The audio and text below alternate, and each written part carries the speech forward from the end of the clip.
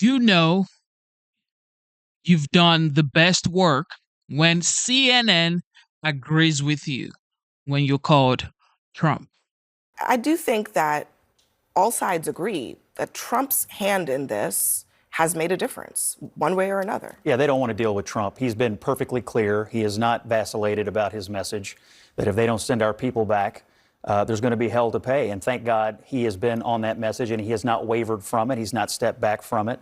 And I don't really care, candidly, who the president is when all this happens.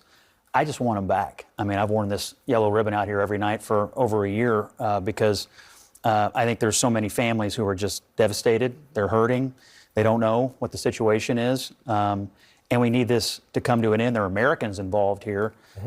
Look, I think we're going to end up paying a very heavy price in this deal. I'm sure some terrorists are probably going to wind up being let out of jails. I don't particularly like that. But to settle this, to get peace and to get our people back, I think it took Trump winning the election and being clear-eyed about it to make it happen. Scott, if you were Iran or any terrorist with any level of responsibility. The fact is, Scott Jennings, every time he speaks volume, he speaks sensible words. And this is why I like listening to him on CNN.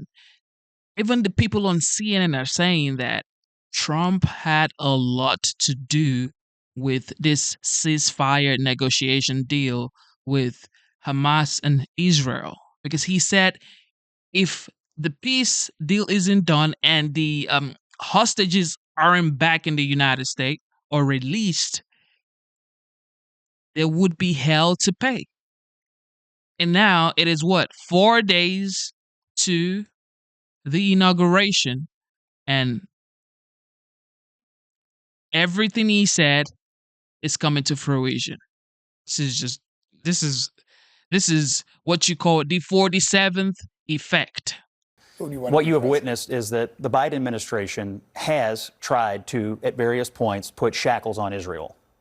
You can say they've been strong on it, but they have at times tried to put rhetorical and military shackles on Israel. There is no expectation that Trump would put shackles on anybody, and there is some expectation that he might just get involved himself if they don't send our people back. So I do think this was the essential element to getting this over the finish line, and I hope it happens right now. A great nation, a superpower, does not permit its people to be held and treated like this for as long as we have. I don't think Donald Trump wants to be taking over a country that was willing to permit that kind of behavior by these thugs and terrorists. And so I think that's why he was clear-eyed in his statements, and I think that's why they're responding.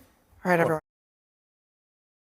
Yo, I cannot wait for the 20th of January when the legend, the OG, the 45th, now the 47th president-elect will be sworn in as the original president of the United States.